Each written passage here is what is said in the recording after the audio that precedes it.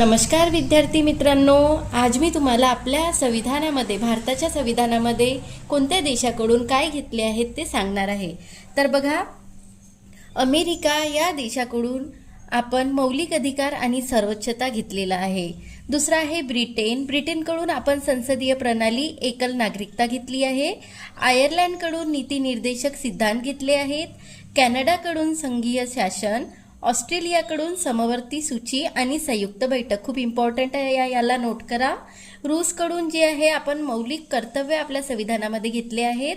दक्षिण आफ्रिकाकडून संशोधन की प्रक्रिया, फ्रान्सकडून स्वतंत्रता, समानता, बंधुत्व के सिद्धांत घेतले आहे।